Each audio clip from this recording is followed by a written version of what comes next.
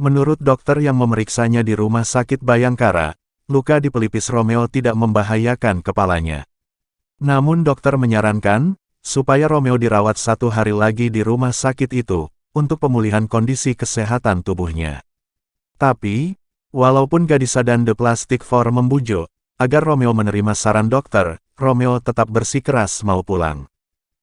Insya Allah, aku sudah baikan.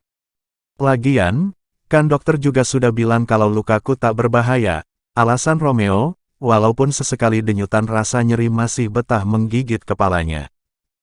Teman-temannya tak bisa menahan lagi, dan mengantarkan ke rumahnya.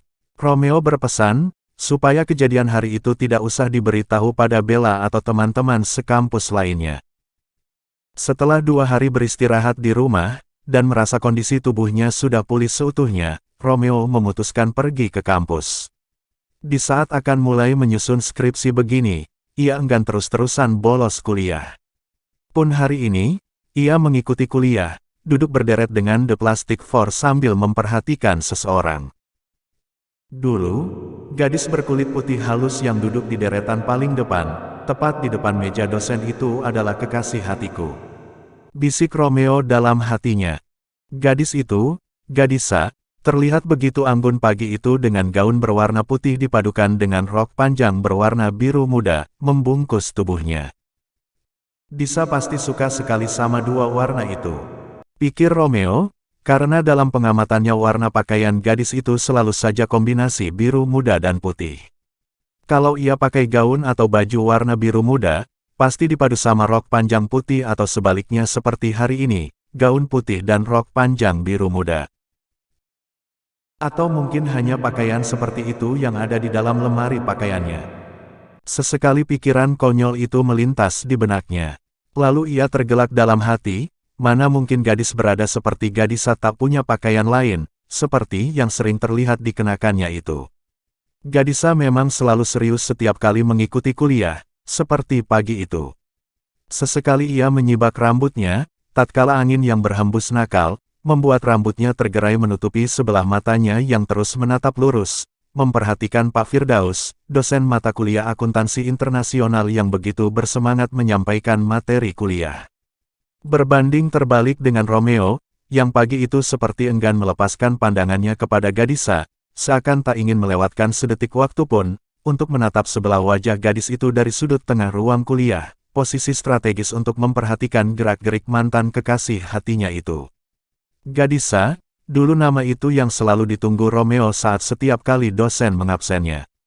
Nama yang senantiasa membuat jantung Romeo berdegup aneh setiap kali ada orang yang menyebutnya, dimanapun dan kapanpun. Gadisa, 21 tahun umurnya. Rambut halusnya selalu tergerai rapi menyentuh bahunya. Hidungnya tidak terlalu mancung namun tampak serasi berpadu dengan sepasang matanya yang indah, dan selalu memancarkan pandangan yang meneduhkan hati. Sepasang lesung pipi menawan, menjadi penghias senyumnya. Bibir mungilnya yang merah delima, selalu mengeluarkan nada-nada merdu dalam setiap rangkaian kalimatnya. Selanjutnya, pikiran Romeo tak berani lagi membeberkan keindahan diri gadis pujaannya, cukuplah hanya sang pencipta yang maha tahu yang mengetahui isi pikirannya. Ketika peristiwa percobaan penculikan beberapa hari yang lalu melintasi benaknya, mengingatkannya betapa waktu itu ia sangat mencemaskan keselamatan Gadisa, kecemasan yang seolah menyadarkannya bahwa rasa sayang itu masih tersisa di hatinya, walaupun hanya berupa keping-keping yang kecil. Disa, mungkinkah kamu kembali menjadi kekasih hatiku? Seketika Romeo langsung menutup rapat mulutnya. Tapi terlambat, tanpa disadarinya, sebaris kalimat yang terlontar begitu saja dari mulutnya itu, sudah cukup untuk didengar oleh semua makhluk bertelinga yang berada di ruangan kuliah itu. Sontak seisi penghuni kelas memandang geli ke arahnya, lalu, hahaha. Tanpa dikomando seisi kelas memecahkan tawa, termasuk Pak Firdaus, yang tanpa basa-basi melepaskan hasrat kegeliannya begitu mendengar celetukan aneh, dan demi melihat raut wajah Romeo yang mendadak tampak kaku, dan konyol. Gadisa melirik pada Romeo, tersenyum manis, sedikit memupus rasa malu yang sempat menggelayuti pemuda itu. The Plastic Four yang tadi ikut tertawa, berbalik menyemangati Romeo. Santai aja kawan. Biasalah itu. Begitulah cinta. Sok tahu kau Moy. Ketika jam kuliah berakhir, Gadisa menghampiri Romeo yang melangkah lesu keluar kelas. Rom, kamu masih temanku kan? Ucapnya lembut sembari menampakkan senyum manis berhias sepasang lesung pipinya yang menawan itu. Romeo balas tersenyum, ekspresi lesunya lenyap tak berbekas. Disa, sampai kapanpun kamu tetap temanku, sambutnya riang. Bukan cuma temanku, tapi juga kekasih hatiku. Sambung batinnya. Walaupun hari-hari sebelumnya, hatinya sibuk berjuang menolak kehadiran kembali mantan kekasih hatinya itu, karena takut kecewa lagi. Tapi hari itu, ucapan lembut yang baru diucapkan Gadisa, telah membuat gadis itu masuk sepenuhnya ke dalam hatinya, menempati ruang spesial itu lagi. Gadisa tersenyum lagi. Kamu mau langsung pulang? Romeo juga tersenyum, tapi sekarang malah terlihat canggung. Oh enggak, seperti biasa, aku ke tempat kerja. Bareng sama aku aja ya, ajak Gadisa. Aku pasti salah dengar, atau mungkin aku masih berada dalam lamunan yang tadi. Mau tak mau Romeo mengernyitkan dahinya. Apa? Gadisa masih tersenyum. Tempat kerjamu masih di toko yang dulu kan? Kebetulan aku juga lewat sana. Jadi kamu bareng sama aku aja. Romeo senang sekali mendengar tawaran Gadisa. Batinnya langsung mengiyakan. Oh, tentu, aku mau banget kekasih hatiku. Tapi yang keluar dari mulutnya adalah, makasih Disa. Aku bareng sama Bona aja, jawabnya sambil melirik Bona yang masih duduk bergerombol bersama Randi, Momoy dan Edo di bangku panjang depan ruang kuliah. Ganti kening halus Gadisa yang mengernyit. Bona langsung berdiri dan menghampiri Romeo yang masih berdiri rikuh.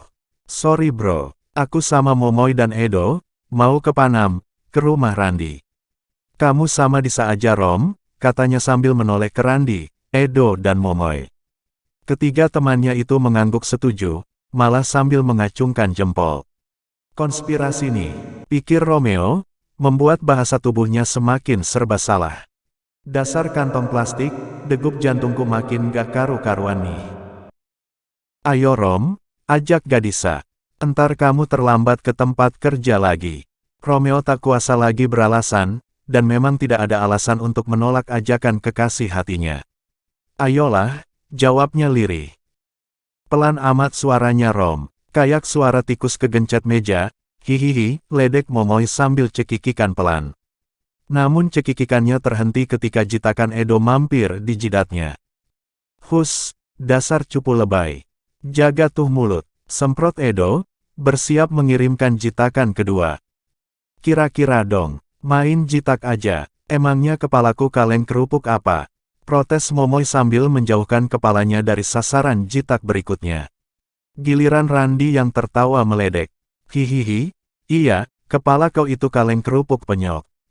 Makanya, lihat-lihat situasi dulu kalau mau ledekin teman, sambung Bona.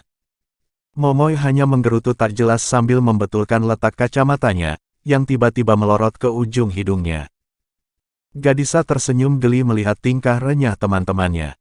Ayo Rom, ajaknya lagi sambil melangkah. Kami duluan ya.